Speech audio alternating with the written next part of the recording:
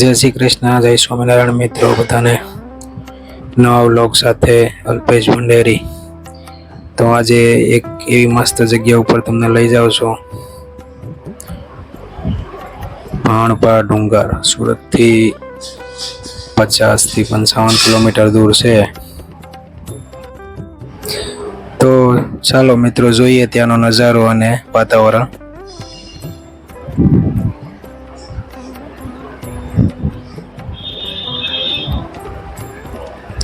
તો અમે પહોંચી ગયા છીએ અત્યારે ગેટ પાસે। આ અહીંયાનો ભાણપા ડુંગરનો ગેટ છે।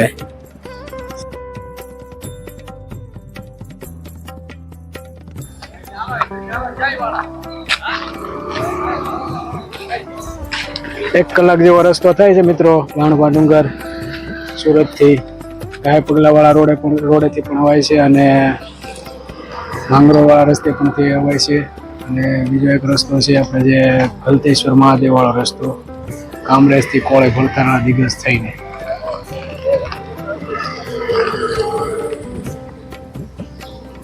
તો અત્યારે ચોમાસાની સિઝનમાં એકદમ મસ્ત વાતાવરણ હોય છે અહીંયા। આમ ગણો તો મિની હિલ સ્ટેશન જેવું।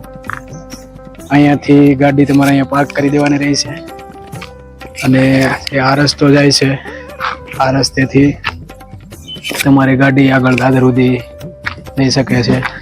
બાકી અહીંયાથી જવું હોય તો તમારે ચાલતા જ જવું પડે। તો હવે અમે લોકો તો ત્યાં ગેટ ઉપરથી જ ડુંગરો ચડીશું। ત્યાં દાદર છે, દાદરથી જ ડુંગરો ચડવાનો છે।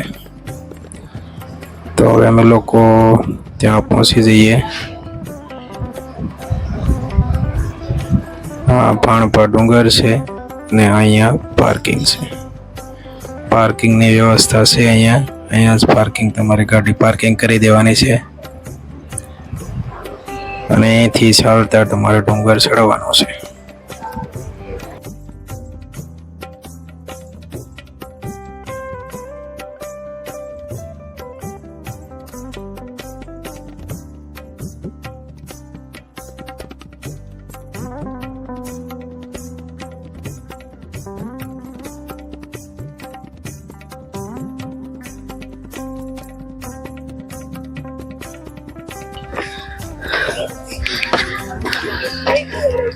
આમાં તો મિત્રો આ સ્થળ એવું જ છે, કારણ કે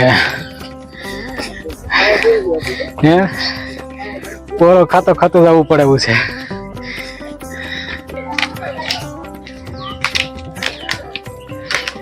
બહુ હા ચડાયું છે માથા।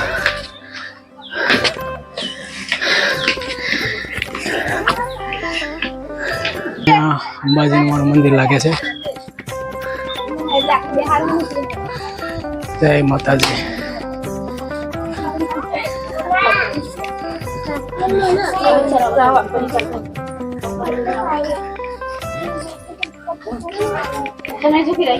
અંબાજીનું મંદિર છે, જય અંબાજીમાં।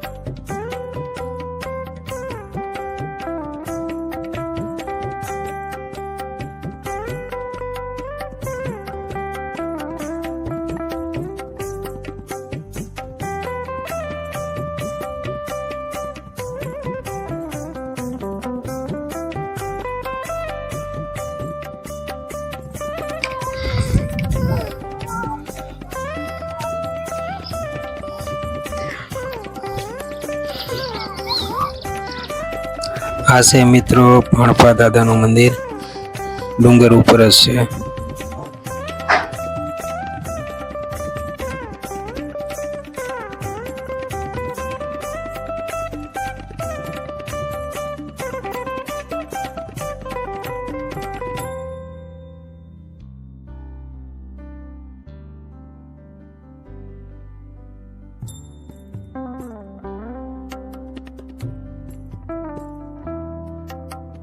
એમને અહીંયા હવાય કેટલી વાર? અહીંયા એક જ વાર હવે દાદર ચડી શકે એમ હોય અને તો હવાય વાંધો ન આવે. સિગરેટ પીતા ન આવે. હાફ ચડશે, હાફ શ્વાસની તકલીફ વાળાને હાફ ચડશે, કારણ કે દાદર એકદમ કરાળ છે. ઓછા દાદર છે પણ બહુ ઠાક લાગે. 10 દાદર ચડીને તો આપણે પોરો ખાવો પડે છે. તો મિત્રો અહીંયા એક વાર આવું, ઉપર કાંઈ કશું મળતું નથી, પાણી કશું નહીં. તમારે નીચેથી જ બધું લઈને આવવાનું રહેશે, અથવા તો વધારે પડતું તમારે ખાવાનો નાસ્તો જોતો હોય તો ઘરેથી લઈને આવવાનું રહેશે, કારણ કે અહીંયા સાપુતારાની જેમ જ મેગી અને મકાઈનો સેવડો જ મળે છે અને પાણીની બોટલ આપે છે. બાકી અત્યારે જે અહીં બીજું કોઈ ડેવલપ છે નહીં.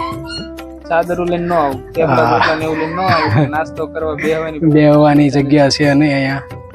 એટલે તમને એમ હોય કે ઉપર જઈ નાસ્તો કરીશું, ઉપર બધું લેતા રહી, પણ એવું બધું અહીંયા છે નહીં. નીચે તમારે નાસ્તો જે કંઈ કરવું પડે એ કરવું પડશે. બસ ખાલી નજારો જોવો. હા, ખાલી નજારો જોવા માટે જ ઉપર આવું. અહીંયા થોડાક સ્ટોલ છે, 5 થી 6 સ્ટોલ છે. મકાઈની ભેળ. હા, ઓનલી મેગી અને મકાઈની ભેળ, પાણીની બોટલ અને આવડા વેફરના પડીકા સિવાય બીજું અહીં કાંઈ મળતું છે નહીં. એટલે જ્યારે બી આવો ત્યારે અહીંયા બધું વસ્તુ લઈને આવી તમારી સગવડમાં. ભાણભા ડુંગર પરિસય પ્રવાસન કેન્દ્ર, સુરત વન વિભાગ. અહીંયા મિત્રો આ ગાર્ડન છે.